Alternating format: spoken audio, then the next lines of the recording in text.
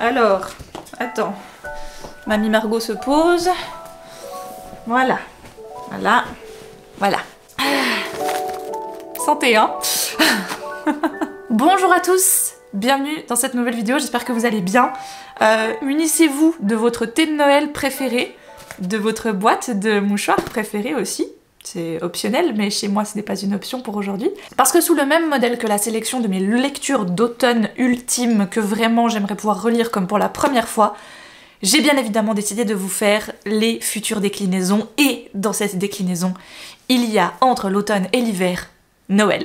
Noël pour moi c'est un peu une saison à part entière, tu vois, c'est la saison du mois de décembre, et donc la semaine dernière vous avez eu la pioche, donc les livres que je vais lire et que j'ai déjà commencé à lire pour certains, et cette semaine ça me semblait évident que j'allais vous proposer mes précédentes lectures préférées, vraiment celles que je recommande. Évidemment, avant de se lancer dans le vif du sujet, je remercie grandement Nextory, l'application de lecture par excellence, qui sponsorise comme souvent mes vidéos, et vraiment je les remercie énormément de me faire confiance depuis maintenant plusieurs années.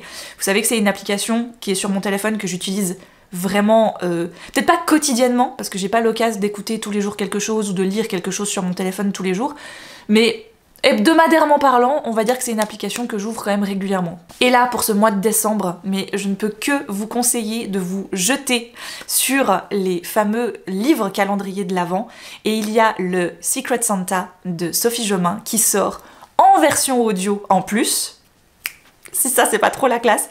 Donc on a un chapitre audio chaque jour qui est, j'allais dire libéré, mais qui est accessible via l'application Nextory, et donc il faut attendre pour avoir la suite. Voilà, ce qui est, je trouve, limite encore un petit peu mieux, parce que sur la version papier qui existe, vous avez l'occasion d'ouvrir tous les jours votre chapitre, ou alors vous avez l'occasion de tous les ouvrir et de lire votre livre en une fois.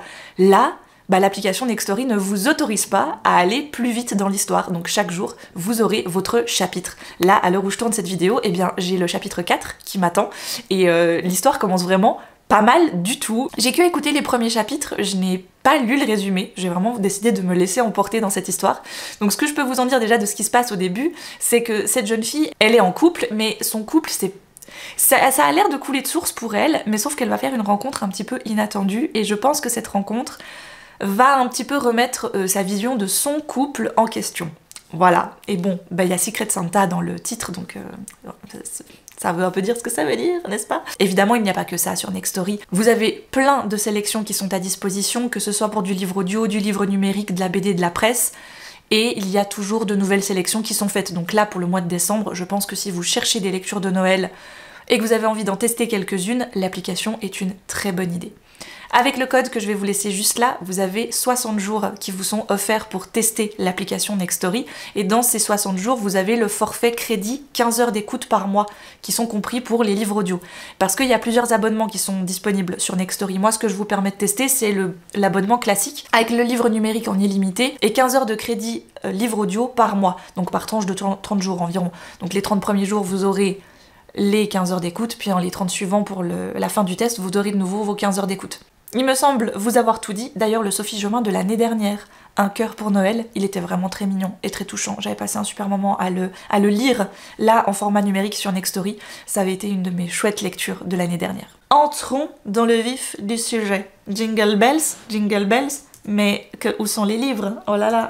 Évidemment, j'ai prévu une liste. Cette liste, si vous la cherchez, elle vous sera directement indiquée en barre d'infos. C'est une liste qui peut évoluer, d'accord? Rien n'est définitif dans cette liste. Petit à petit, elle sera mise à jour. J'avais déjà fait une vidéo similaire avec mes lectures de Noël préférées, mais elle date maintenant quand même d'il y a bien 5-6 ans, je crois.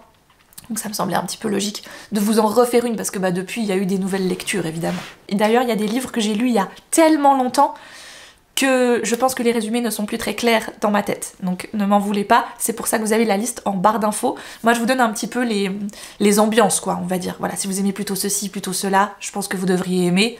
Voilà. Il y a aussi des livres, je pense, malheureusement, qui ne sont peut-être plus édités. Ça, j'en suis désolée, c'est vrai que c'est des anciennes éditions, des livres que j'ai lus il y a longtemps, mais je vous les notifie quand même, je vous les présente quand même, parce qu'on sait jamais, on peut faire des très bonnes trouvailles en seconde main. Le premier titre, c'est Tendre veillée de Scarlett Bailey, et je me souviens que, surtout dans ce livre, ce que j'avais beaucoup aimé, c'est une romance de Noël, mais elle est pas si convenue que ça. C'est-à-dire qu'il y a un petit moment, un truc, entre une nana qui est en couple, ils sont un groupe d'amis, ils vont dormir dans un grand chalet, chacun devait apporter un truc à manger ou un truc du style, sauf que problème, coupure d'électricité je crois, ou un truc comme ça. Et il y a un des amis qui est venu, mais sans sa copine parce qu'il est plus en couple avec elle. Puis en fait, il est quand même amoureux de sa meilleure pote, mais qui elle est venue avec son mec parce qu'elle est en couple. Donc je me souviens qu'il y avait un petit peu des quiproquos qui étaient assez rigolos. Et moi surtout ce que j'avais aimé, c'était le côté coupé du monde dans ce chalet, qui est vraiment trop mignon, bande de potes, tout ça, tout ça. J'avais vraiment beaucoup aimé l'ambiance. Là c'est un recueil de 2 nouvelles qui s'appelle Douce Nuit, avec 2 autrices différentes, et si mes souvenirs sont bons, je crois qu'il y en a surtout une des 2 que j'avais énormément aimée, parce que c'est une nana qui part, pas sur un coup de tête, mais on lui demande d'aller faire un truc dans un château en Écosse, et donc elle va se retrouver là-bas, elle arrive absolument pas préparée je crois, et du coup ça part un petit peu en cacahuète avec voilà, un gars qu'elle va rencontrer sur place, mais là aussi encore une fois c'est un peu ce côté coupé du monde à cause de la neige, et on va se retrouver et on va bien devoir cohabiter à un moment donné. C'est un peu, je sais que maintenant dans les romances il y a un peu ce genre de trope, c'est les rapprochements forcés ou les rapprochements obligés, c'est des schémas narratifs qui reviennent assez régulièrement. Peut-être que comme ça vous voyez un petit peu mieux ce que je veux dire quand je parle de ce genre d'ambiance avec on n'a pas trop le choix, en plus on est coincé, il y a de la neige partout, enfin bref, je me souviens beaucoup aimer cette histoire-là. Et c'est un trope qu'on retrouve également dans Un Noël à Virgin River, qui est une série de livres, maintenant qui est devenue aussi une série sur Netflix. La série de livres, elle n'a pas grand chose à voir avec la série Netflix, en tout cas au bout d'un moment ça s'en sépare beaucoup, j'en ai lu quand même 4 ou 5 je crois, après j'ai un peu lâché la série en format livre parce que je me suis lassée, mais à la base ça commence par un tome concentré sur un couple. Sauf que dans la série télé on se concentre un petit peu sur tout le monde en même temps, tout en ayant les 2 personnages principaux qui sont Mel et Jack, voilà, qui vont vivre leurs petites aventures. Mais les histoires sont pas vraiment racontées comme ça dans les livres.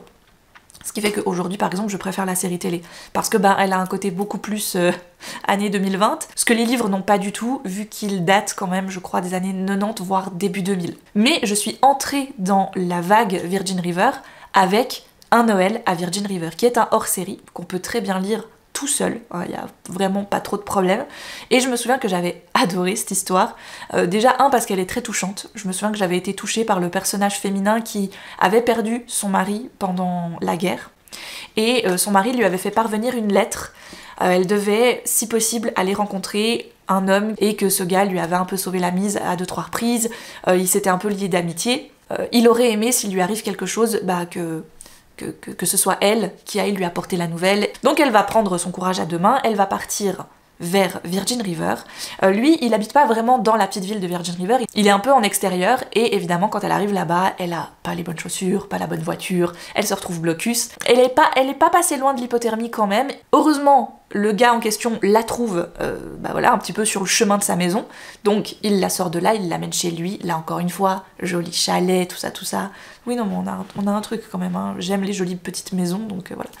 Et il va en prendre soin, elle fait une fièvre pas possible, ils vont se reconstruire l'un l'autre, elle va vivre son deuil, il va l'aider à vivre son deuil, lui c'est un ours, un gros ours mal léché, tu vois, donc elle va un petit peu l'attendrir avec son côté un petit peu rigolo. C'est très mignon, je me souviens que j'avais passé un excellent moment, et pendant très longtemps ça a été, je pense, un de mes livres romans de Noël que j'avais le plus aimé, romances de Noël que j'avais le plus aimé, donc voilà, si vous avez l'occasion de le trouver. C'est une bonne entrée en matière dans Virgin River, et en même temps, si vous ne connaissez pas les autres personnages de la série, c'est pas grave, parce que ça, c'est vraiment des personnages hors série. On les croise à un moment donné à un truc de la ville, ils montent le sapin, je sais plus quoi, mais c'est très vite fait, quoi. Je continue avec les romances de Noël, avec Ceci n'est pas une comédie romantique, de Julie Gredd. Quand je vous dis que j'adore le trope de ils sont coincés ensemble alors qu'il n'y a pas le choix, mais surtout quand il y a une tempête de neige dehors, moi je pense que c'est vraiment ça, il faut qu'il y ait le détail, tempête de neige et personne peut venir. Je déteste le nom de l'héroïne par contre, elle s'appelle Bébé. Bon, voilà, on passera, je pense qu'on peut passer au-dessus. Elle accepte de passer les 2 semaines de Noël et Nouvel An avec des amis, dont sa meilleure amie, mais elle est en train de se dire mais pourquoi j'ai choisi d'accepter, parce que j'ai pas du tout envie d'être là. Donc elle arrive dans ce chalet ultra somptueux, machin, sauf que personne n'est là. Parce que, en fait, grosse tempête de neige, les avions ne décollent pas, donc aucun de ses amis n'a réussi à venir pour l'instant. Mais non, il y en a un qui a réussi à venir, et je crois pas que c'est vraiment son meilleur ami, donc ils vont devoir partager le chalet tous les 2, enfin bref. C'était très mignon. J'ai beaucoup rigolé. Vous savez que j'adore Sarah Morgan également, mais attention, pas tous les Sarah Morgan se valent. Pour moi, j'ai vraiment mes 2 petits chouchous que j'ai adoré. Il y a Noël surprise dans les Highlands, notamment, qui là est vraiment histoire de famille. Donc elles sont 3 sœurs, chacune a une vie un petit peu rocambolesque, une elle a une agence de voyage, l'autre elle est businesswoman, elle a juste pas le temps. La troisième elle est mère de famille mais elle est sous l'eau et du coup c'est compliqué pour elle de jongler avec tout dans son emploi du temps et ça fait des années qu'elles n'ont pas revu leur mère, qui a traversé quelque chose d'assez atroce quand elle était plus jeune et elle l'a jamais raconté à ses filles et elle s'est un petit peu claquemurée dans cette coquille, dans cette armure et aujourd'hui ces filles qui sont adultes n'ont pas très envie en fait d'aller gratter l'armure parce que elles ont souvent été déçues, elles ont souvent eu de la peine à cause de ça, notamment celle qui est maman, elle a pas du tout envie que sa petite fille ait une grand-maman sans cœur quoi un petit peu. Et finalement au-delà du fait que l'une ou même deux d'entre elles vont trouver l'amour, donc il y a cet effet romance de Noël évidemment dedans, il y a aussi ce côté très famille que j'aime beaucoup chez Sarah Morgan, qu'elle arrive toujours à très très bien mettre en avant, à accorder la bonne dose de relations et d'intrigues pour chacun de ces personnages, de chacune de ces personnages. Et à contrario, dans la plupart des romances de Noël, on se concentre vraiment sur un seul couple, 2 personnages principaux, et les autres, on les voit pas trop. Là où un Sarah Morgan, pour moi, peut être un peu plus épais, un peu plus gros en termes de pagination, ça me dérangera pas. Parce que si j'ai 4 personnages et que les 4 sont intéressants, les 4 sont des personnages principaux, je vais vouloir m'intéresser aux 4. Donc c'est normal que le livre fasse 400-500 pages. Ça me va. 400-500 pages pour 2 personnages qui se courent après, qui se disent oui et non, c'est un peu trop long. Vous voyez la différence pour moi? Donc voilà, Sarah Morgan avec un Noël surprise dans les Highlands notamment. Là aussi, décor, tout ça, enfin moi j'avais trouvé ça fabuleux, j'avais adoré. Il y a une bonne ambiance. Tu sens que les secrets de la maman, les fêlures qu'elle a en elle, je pense que chacune on peut s'y retrouver un petit peu. Elle sait. Je trouve qu'elle sait décrire les émotions des personnages. Ensuite, j'avais eu un petit peu ce même sentiment, mais plus du côté amical, avec un Noël romantique en Laponie. Là, alors, voilà, la Laponie, hein, n'est-ce pas? Là, ce que j'ai bien aimé, c'est qu'on a un couple qui part en vacances en Laponie. La témoin de la mariée et le témoin du marié, c'est donc à chaque fois leurs meilleurs amis, ils vont se retrouver avec eux, ils vont venir avec eux en vacances. Sauf que là encore une fois, ah là là, on n'avait pas prévu ça comme ça, du coup on n'a pas assez de place, est-ce que c'est ok que vous partagiez une petite hutte tous les deux? Oui, bon ok, rapprochement forcé. Évidemment, ils peuvent pas spécialement se blairer. Voilà, c'est pas l'amour fou entre les 2 témoins de chacun, mais ils vont devoir faire un effort parce que le couple va avoir des petits problèmes de couple, hein, donc rien de dramatique non plus, mais ils aimeraient bien se retrouver un petit peu. Ils sont partis en vacances avec leur fille, et les 2 témoins vont devenir un petit peu les babysitters de la petite fille pendant le séjour. Donc il y a un petit peu ce côté amical où tu sens que la témoin est du côté de la mariée, le témoin est du côté du marié, mais en même temps il y a d'autres choses un peu sous-jacentes bien évidemment, et puis les 2 témoins vont... Il y a un petit rapprochement à un moment donné quoi. Voilà. Mais là aussi, je trouve qu'elle donne la bonne dose, elle donne la bonne importance à tout le monde.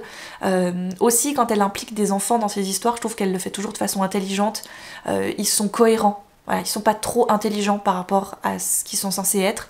Je trouve que des fois, c'est un peu ce que j'ai de la peine dans ces romans, c'est que les enfants sont toujours enfants uniques et ultra intelligents. Et des fois, j'ai un peu de la peine avec ça. Tu vois, ils sont très matures pour leurs âges et tout. C'est des enfants quoi, enfin, et là je trouve qu'elle les dépeint assez bien. Mais vraiment, je crois que c'est mon trope préféré parce qu'il revient à chaque fois. Je me rends compte qu'à chaque fois que je vous présente une romance de Noël, on est là-dessus. Noël, Avalanche et Hésitation, j'ai adoré. Pourtant les romances de Noël chez Hugo ont tendance à me décevoir en général, mais celle-ci, elle m'a vraiment beaucoup plu. Là c'est un magasin qui tout à coup, la veille de Noël, va être pris dans une avalanche. Et évidemment, il restait 2 clients à l'intérieur. Voilà. Et donc ils vont devoir prendre leur mal en patience parce que les secours ne vont pas venir les libérer de ce magasin tout de suite. Alors ça va, ils sont dans un magasin de première nécessité, donc il y a tout ce qu'il faut où il faut. Mais en fait, ils vont devoir... voilà. Et c'était très mignon, vraiment. J'avais trouvé ça très tendre. Ça part sur un petit enemies to lover d'abord, parce qu'ils s'aiment pas trop. Puis après, voilà, petit à petit, ils vont se confier l'un à l'autre et tout. Puis le côté huis clos, moi j'aime bien le fait que ta seule scène, finalement, tout va se passer dans le magasin. Voilà.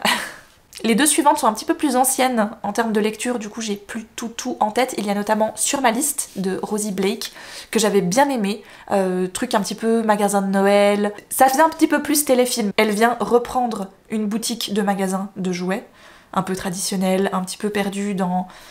je sais plus si c'est en Norvège ou... quelque part où il fait froid, ok? Où il neige, voilà, c'est vraiment le village du Père Noël par excellence. Et sauf que lui, c'est vraiment, quand je vous dis là, c'est vraiment le scénario d'un téléfilm de Noël. Il est là pour un petit peu dire, bah en fait non, ça va fermer, ça fait plus d'argent, etc. Et elle veut absolument sauver ce magasin. C'était très mignon. Voilà. Alors, il y a cette couverture-là, maintenant, je crois que c'est la nouvelle édition. Moi, j'ai l'ancienne couverture que je préfère, personnellement, voilà, que je trouvais très mignonne. Et un que j'avais bien aimé aussi, mais là, je pourrais presque le relire parce que, honnêtement, j'en ai plus beaucoup de souvenirs, c'est un Noël à Covent Garden. C'était un tout petit Enemies to Lovers, vraiment, ils sont assez vite mignons quand même l'un pour l'autre. Elle vient de découvrir que son fiancé... c'est peut-être pas l'homme qu'elle imaginait, et à cause d'un bug informatique, elle va devoir travailler énormément pendant la période de Noël, et elle va devoir s'associer avec le gars de l'informatique de son entreprise, qui, bah voilà, ils s'aiment pas trop à la base, et puis finalement ils vont commencer à s'apprécier parce que plus elle découvre que son fiancé lui cache des choses et n'est peut-être pas l'homme qu'elle pensait qu'il était, plus son collègue va un petit peu rattraper le coup et va réussir à la consoler. Je me souviens à un moment donné, il y a une scène qui se passe dans un théâtre, parce qu'il me semble qu'elle a une sorte de bucket list des choses qu'elle aimerait absolument faire pendant la période de Noël, et j'ai l'impression, je sais pas si j'invente, il me semble que son fiancé justement, il prend un petit peu ça à la rigolade, un petit peu à la légère, en mode c'est pas très important, c'est pas très... enfin voilà. Et au contraire, son collègue, lui, va essayer, coûte que coûte, de remplir petit à petit avec elle ses cases, mais de façon un petit peu détournée, quand c'est pas possible de les réaliser à 100%. Et c'est pour ça, j'ai souvenir qu'il se passe un truc à un moment donné dans les coulisses d'un théâtre à Londres, et j'avais trouvé ça mignon. Voilà, je trouvais que c'était une chouette petite histoire. Ensuite, j'ai des histoires un petit peu plus familiales, on va dire. Alors bon, vous l'aurez compris, Noël dans les Highlands, ça rentrait pourtant complètement dans la section famille, mais comme Sarah Morgan, c'est vraiment pour moi un peu une reine des romances, je me suis dit que j'allais quand même le laisser en romance. Celui-ci, je pense que je le relirai bien parce que j'en ai pas beaucoup de souvenirs, et je l'ai gardé parce que je l'ai revu là dans ma bibliothèque avant. C'est Les Souliers de Noël. C'est le premier tome d'une trilogie, d'ailleurs, je crois que j'ai jamais réussi à choper la suite. Faudrait que je regarde une fois pour avoir les autres peut-être. C'est très mignon, justement quand je vous dis que c'est un petit peu familial, là on va peut-être un petit peu plus aller tirer sur la corde sensible, parce que donc on est sur un homme qui est pris par son travail, il accorde assez peu de temps et de temps surtout à sa famille, et voilà, il se retrouve embêté la veille de Noël, trouver un cadeau pour sa femme, enfin bref. Et il va se retrouver nez à nez avec Nathan, il veut offrir une paire de chaussures à sa mère qui est malade, et il lui manque pas grand chose pour avoir le budget pour acheter les chaussures. Donc l'homme en question va l'aider, et à partir de ce coup de main, ça va donner quelque chose à son quotidien, ça va juste bouleverser sa vie. Et là où je vous dis, voilà, c'est un petit peu tout ce dont je me souviens, c'est ce que le résumé nous en dit, mais il m'avait beaucoup plu, je me rappelle.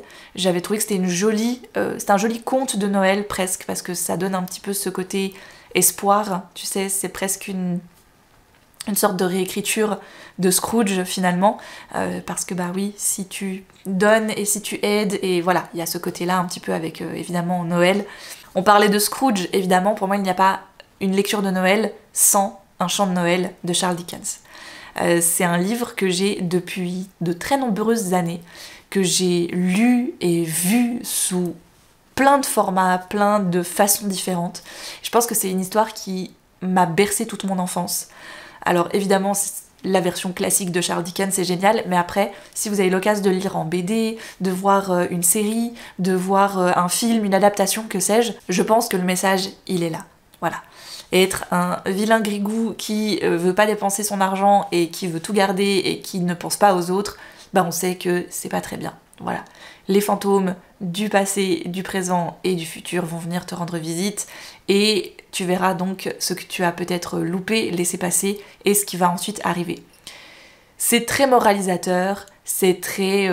voilà, oui, il faut faire le bien et tout, mais je trouve que c'est une histoire qui vieillit très bien et qui est toujours, je pense, assez important. D'ailleurs, dans les commentaires, vous me dites quelle version vous avez préférée de Un chant de Noël. Moi, je pense que number one toute ma vie, la version avec Mickey. Mickey, Picsou, Donald. Voilà, c'est... J'ai tellement usé la cassette quand j'étais petite que la bande, elle a cramé.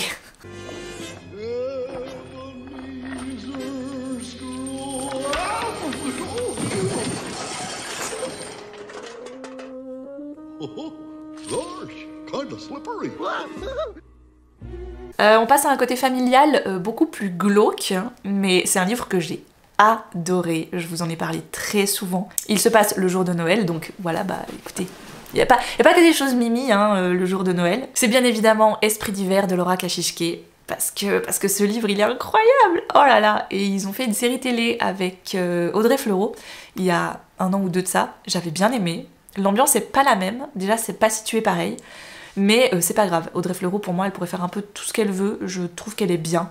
Voilà. Il y a des choses où je la préfère évidemment, mais je l'aime beaucoup comme actrice. On va rencontrer Holly qui doit accueillir toute sa belle famille pour les fêtes.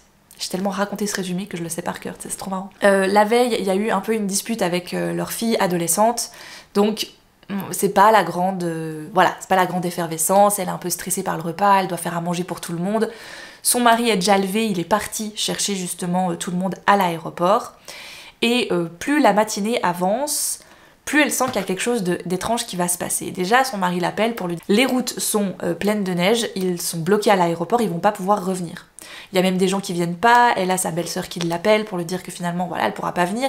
Et à côté de ça, il y a sa fille qui se réveille toujours pas. Alors ok, c'est une ado, elles se sont en plus engueulées la veille, peut-être pas très envie de venir l'aider, mais au bout d'un moment, elle va quand même essayer d'aller la sortir un petit peu de sa léthargie, et elle repense toujours à quelque chose qui s'est passé quand ils ont adopté leur fille, qui est quand même quelque chose de très important. Et tout ça va en découler une atmosphère de plus en plus sombre, de plus en plus pesante. Donc si vous aimez les trucs un petit peu légers et choupinous pour Noël, bon bah vous regardez pas et vous ne lisez pas Esprit d'hiver. Mais si vous avez envie de quelque chose d'un petit peu plus tordu, d'un petit peu plus sombre, je vous le conseille à 10 000%. Je pense qu'avec mon bagage littéraire aujourd'hui, j'aurais peut-être pu deviner la fin. À l'époque où je l'ai lu, je me suis totalement laissée avoir. Mais vraiment totalement laissée avoir. Et je pense qu'actuellement, c'est mon Laura Kashishke préféré. Voilà, j'en ai lu quand même quelques-uns d'elle, pas tous, il n'y a pas tous les livres qui m'intéressent, mais celui-ci...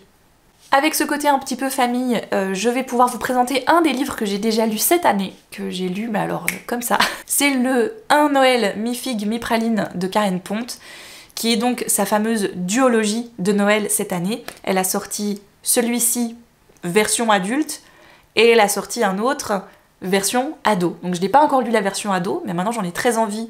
Parce que de ce que j'ai lu dans la version adulte, ben, ça m'a juste donné le petit avant-goût de ce qui se passe dans le quotidien des adolescentes. Donc dans la famille Praline, Noël 2023 a été un désastre. Les deux sœurs, Nathalie et Barbara, se sont jetées le lait de poule à la figure, tout le monde s'est insulté, personne n'a bien dormi, et la maman de la famille était comme ça le soir quand elle était se coucher. Donc pendant 1 an, Nathalie et Barbara Praline ne se sont pas adressé la parole.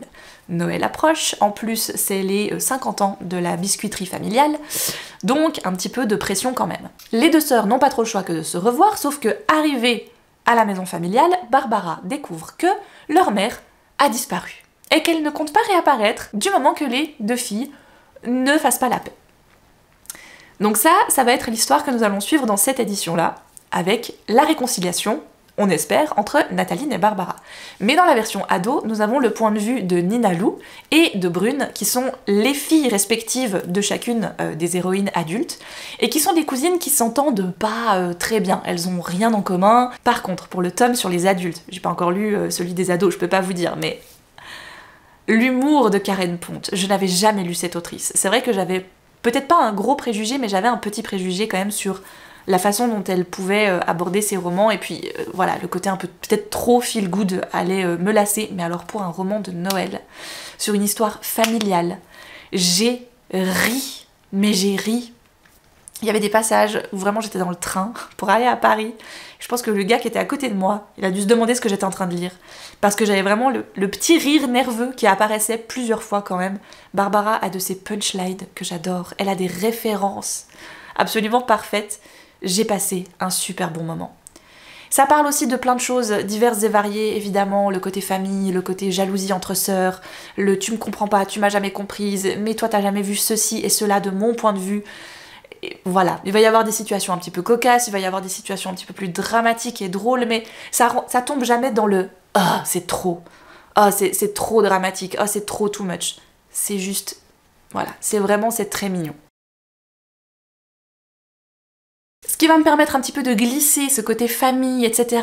dans un domaine un petit peu plus énigme, enquête, avec, je vous l'ai présenté rapidement la semaine dernière dans la pioche de lecture, Petit meurtre à Endgame. Moi cette année je compte lire le Christmas Express, mais donc de Alexandra Benedict. L'année dernière j'ai lu Petit meurtre à Endgame, qui est toute une histoire d'héritage. La personne qui occupait jusqu'à présent le manoir familial vient de décéder, a laissé tout un jeu de pistes à disposition de ses héritiers, et qui réussira le mieux les énigmes, les enquêtes, pourra être l'héritier de ce fameux manoir. Mais quand un premier cadavre commence à arriver, ça commence à sentir le roussi. Donc nous on va suivre une héroïne là au milieu, qui est, je vous l'accorde, peut-être un petit peu chiante. C'est peut-être un truc sur lequel j'ai oublié de revenir, c'est vrai qu'elle est peut-être pas très rigolote, mais j'ai bien aimé le petit truc un petit peu Cluedo, on est bloqué dans la neige, le manoir il est coupé de tout, et il va se passer plein de choses. Voilà, je me suis un petit peu laissée avoir, j'ai essayé d'élucider le mystère, et vraiment je me suis prise au jeu, ça m'a largement suffi.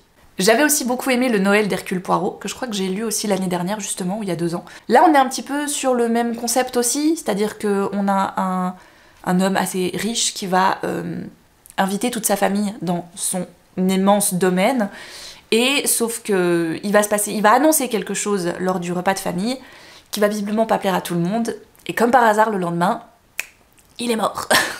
Hercule Poirot est de la partie, va mener l'enquête, et l'enquête est un petit peu longuette parce qu'on revient assez souvent sur vous avez vu ceci, vous avez vu cela, mais c'est du Hercule Poirot, moi j'aime bien, c'est pas trop rapide, on te laisse le temps d'assimiler tous les détails. Il va un petit peu, voilà, énoncer tout ce qu'il a vu, et ça va te permettre, toi, en tant que lecteuriste, de... Ok, oui, je vois où tu veux en venir, je l'ai.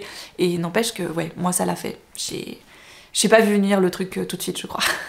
Dans les crimes de Noël de Anne Perry, j'ai mon petit préféré, c'est la détective de Noël. Déjà, on est sur une héroïne âgée, qui a pas sa langue dans sa poche, qui se sent, mais... Oh, insultée parce qu'on l'a reléguée je ne sais où pour les fêtes, parce que finalement il fait trop froid, il fait trop de neige, il fait trop ceci, il fait trop cela, on veut pas trop vous voir belle maman. Donc elle se retrouve coincée, elle va en plus devoir accueillir une invitée de dernière minute, ce qui ne l'arrange et ne lui plaît pas du tout. Elle aime pas trop cette personne en plus parce que elle a beaucoup voyagé, tout ça, et c'était un peu inconvenant pour une dame à cette époque, blablabla. Mais bizarrement, quand le lendemain, quand elle découvre que cette invitée est morte, ça lui plaît pas non plus. Et quand le médecin dit qu'elle est décédée de mort naturelle, là elle y croit pas trop. Et là il y a l'enquête qui commence. Et moi ce que j'adore, c'est que comme c'est une héroïne d'un certain âge, elle se permet un petit peu tout. Tu sais, elle se dit que son âge va excuser un petit peu son comportement. Et c'est délicieux. Et je terminerai donc par 2 titres qui évoquent un petit peu la naissance et l'histoire du Père Noël. Je pense que l'un d'entre eux, on avait été beaucoup à le lire à l'époque. C'était La véritable histoire de Noël de Marco Leino, et il était un petit peu aussi découpé en format calendrier de l'Avent, c'est qu'il avait 24 ou 25 chapitres, et je me souviens qu'à l'époque où il était sorti, on l'avait un petit peu tous lu à ce moment-là, et ça avait fait un peu une sorte de grosse lecture commune où on lisait tous un chapitre par jour.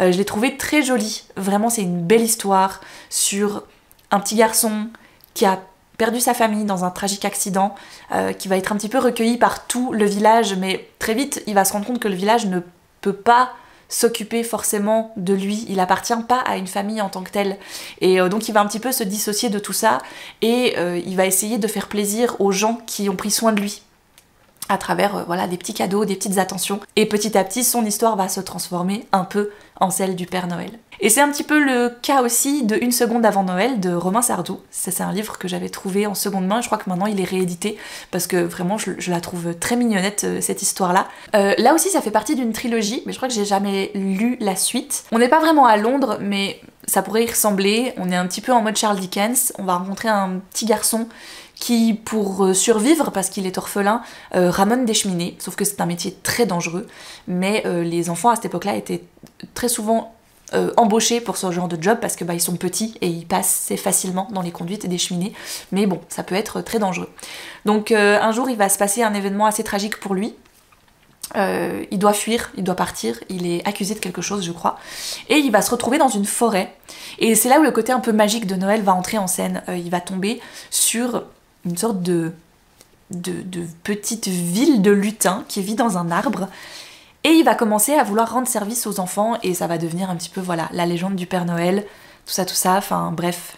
Du coup, je pense que tout ce qui est album de Noël, etc., je vais garder ça pour une partie plutôt vlog de Noël. Voilà, c'est les vlogs de Noël vont sortir tous les dimanches à partir de ce week-end, ce dimanche 8 décembre, jusqu'au 29 décembre. Voilà, comme ça, il y aura 4 vlogs de Noël qui sortent un peu en vidéo bonus le mois de décembre. Et sinon, les autres vidéos sortiront tous les vendredis à 16h30 comme d'habitude. Et je vous ferai, je pense, une petite sélection d'albums de Noël qu'on aime beaucoup à la maison dans le prochain vlog de l'Avent. Voilà, je pense que ça pourrait être pas mal. Je crois que j'ai déjà trop parlé, je trouve que ma voix elle est en train de me lâcher. J'espère que cette sélection de Noël vous a plu. Si vous avez envie de retrouver tous les titres dont j'ai parlé, sachez que la liste est tenue à jour dans la barre d'infos. Donc c'est une liste qui peut évoluer. S'il y a des livres que j'ai envie d'ajouter, ils seront ajoutés petit à petit. Je vous souhaite évidemment de faire de belles lectures de Noël et je vous dis à très vite pour de prochaines vidéos.